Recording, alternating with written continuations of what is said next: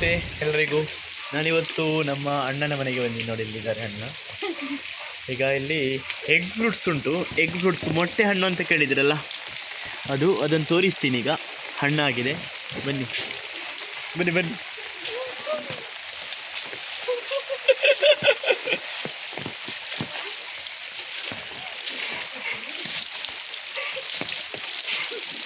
ಬಲ ಬಲ.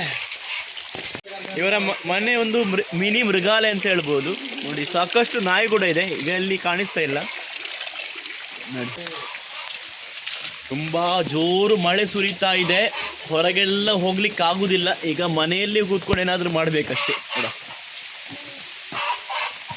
ನೋಡಿ, ಎಗ್ ಫ್ರೂಟ್ ಆಗಿದೆ ಇಲ್ಲಿ.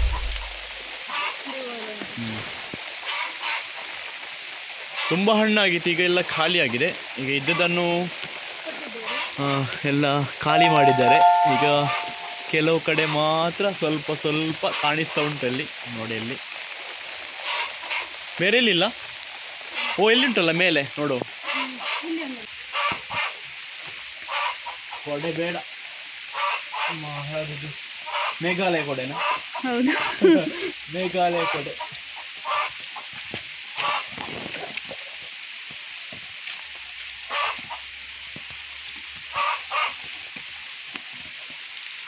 ಕರೆಕ್ಟ್ ಫೋಕಸ್ ಮಾಡು ಕ್ಯಾಮರಾಮ್ಯಾನ್. ನೋಡಿ, ಇದು ಎಗ್ ಫ್ರೂಟ್ ಅಂತ ಯಾಕೆ ಹೆಸರು ಗೊತ್ತಾ? ಇದರಲ್ಲಿ ಎಗ್ಗಲ್ಲಿ ಒಳಗೆ ಒಂದು ಯೆಲ್ಲೋ ಕಲರ್ ಇರುತ್ತಲ್ಲ, ಅದೇ ಥರ ಇರುತ್ತೆ. ಇದನ್ನು ಶೇಕ್ ಕೂಡ ಮಾಡಲಿಕ್ಕೆ ಆಗ್ತದೆ.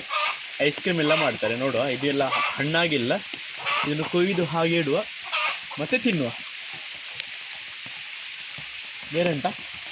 ಬೇರೆ ವಾಲ್ಯೂಮ್ ಉಂಟಾ?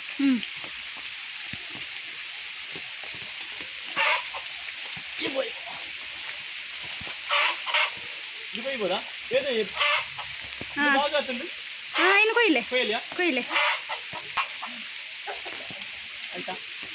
ಬೇರೆ ಉಂಟಾ ಕಾಣಿಸ್ತಾ? ಬೇರೆ ಮೇಲೆ ಉಂಟು. ಅಲ್ಲಿ ಉಂಟಲ್ಲ.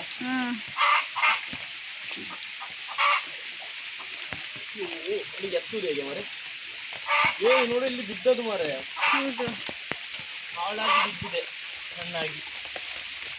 ನೋಡಿ, ಹಣ್ಣಾಗಿ ಇಲ್ಲಿ ಬಿದ್ದಿದೆ ನೋಡಿ. ಯಾರು ಕೊಯ್ಲಿಲ್ಲ. ಇಲ್ಲಿ ಮರ ಉಂಟು ಅಷ್ಟೇ, ಯಾರು ತಿನ್ನೋದಿಲ್ಲ. ಯಾರು ಹೀಗೆ ಬಂದರೆ ಕೊಯ್ದುಕೊಂಡು ಹೋಗ್ತಾರೆ.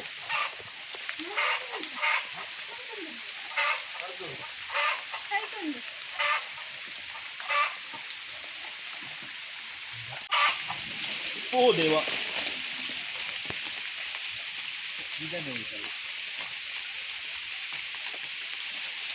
ಕಸಿ ಮಾಡ್ಬೇಕಲ್ಲ? ಹೌದು, ಉಂಟು. ಒಂದು 3-4 ಗಿಡ ಉಂಟು. ಗಿಡ ಅಲ್ಲ, ಎಂತ ಗೊತ್ತಾ?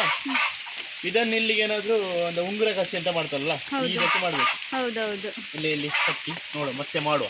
ನೋಡು, ತೋರಿಸುವ.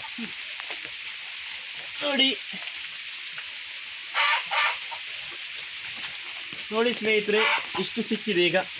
ನೋಡಿ, ಇಷ್ಟೇ ಸಿಕ್ಕಿದ್ದು. ಅದೇ ಬೆಳೆದಿದೆ, ಹಣ್ಣಾಗಿಲ್ಲ. ಈಗ ತಿನ್ನಲಿಕ್ಕೆ ಆಗಲ್ಲ. ಅದನ್ನು ಸ್ವಲ್ಪ ದಿನ ಇಟ್ಟು ಮತ್ತೆ ಅದನ್ನು ತಿನ್ನುವ. ಈ ಎಗ್ ಫ್ರೂಟ್ ಕೊಯ್ಲಿಕ್ಕಾಗಿ ಪೂರ್ತಿ ಒದ್ದೆ ಆಗಿದ್ದೀನಿ ನೋಡಿ. ಇಲ್ಲಿ ನೋಡಿದ್ದು ಎಲೆ ಬೀಳಿದೆಲೆ. ಮನೆ ಹಿಂದೆ ದೊಡ್ಡ ಕಾಡು ನೋಡಿ. ಇಲ್ಲಿ ಆ ಕಡೆ ಎಲ್ಲ ಆನೆ ಬರುತ್ತೆ.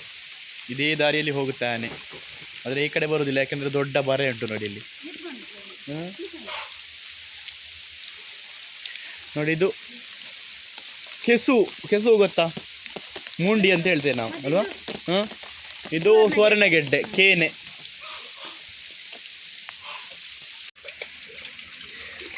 ಈ ಮನೆ ವಿಶೇಷತೆ ಏನಂತ ಹೇಳಿದರೆ, ಇಲ್ಲಿ ಸಾಕಷ್ಟು ನಾಯಿ ಇದೆ.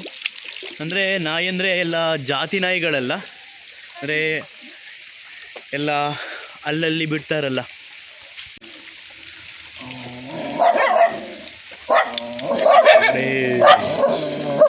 ಇದೆಲ್ಲ ನಾಯಿಗಳು ಬೀದಿ ಬದಿಯಲ್ಲೆಲ್ಲ ಸಿಕ್ಕಿರುವಂಥದ್ದು.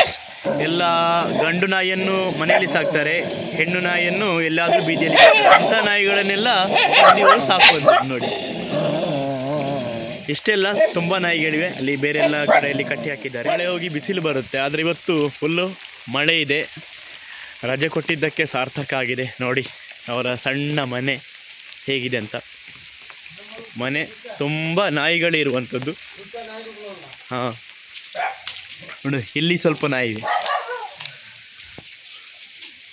ನೋಡಿ, ಇಲ್ಲೊಂದು ನಾಯಿ. ಹಾಯ್.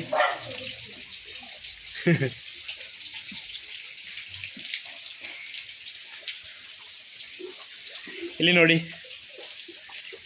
ನಾಯಿಯ ಮೇಲೆ ಬೆಕ್ಕು. ಇದು ಈ ನಾಯಿಯ ರೂಮ್. ಹೇಳ ಹೆಸರೇನಾ? ಸ್ಕೂಬಿ. ನೋಡಿ, ಏನೋ ಮಾತಾಡ್ತಾ ಇದೆ ಅದು ಸ್ಕೂಬಿಯಲ್ಲಿ. ಬೆಕ್ಕು ನೋಡಿ, ಬೆಕ್ಕು ಮತ್ತು ನಾಯಿ ಅನನ್ಯವಾಗಿರುವುದು ಇಲ್ಲಿ. ಬೆಕ್ಕು ಒಂದೇನಾ? ಎರಡು ಉಂಟಾ? ಹೆಚ್ಚಾಗಿ ಇಲ್ಲಿ ಇರುವಂಥದ್ದು ನಾಯಿಗಳೇ. ಎಷ್ಟು ನಾಯಿ ಇತ್ತು ಮೊದಲು? 21 ನಾಯಿ ಇತ್ತು. ಇನ್ನೊಂದು ಅವರು ಯಾವುದು ಒಂದು ಜಾತಿ ನಾಯಿ ಅಂತ ಇತ್ತಲ್ಲ, ಒಂದು ಯಾವುದದು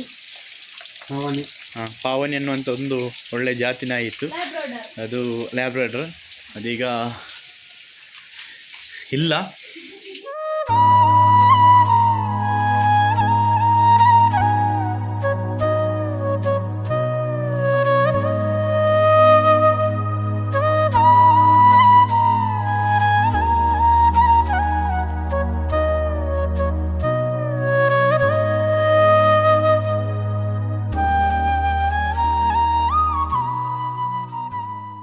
ಇವತ್ತು ಆಷಾಢ ಅಮಾವಾಸ್ಯೆ ಅಲ್ಲ, ಅದಕ್ಕೆಲ್ಲ ರಾತ್ರಿಗೆಲ್ಲ ಅಡುಗೆ ರೆಡಿ ಮಾಡ್ತಾ ಇದ್ದಾರೆ. ಇಲ್ಲಿ ಇದು ಅಣ್ಣನ ಚಿಕ್ಕ ಮಗಳು, ಇದು ದೊಡ್ಡ ಮಗಳು ನೋಡಿ.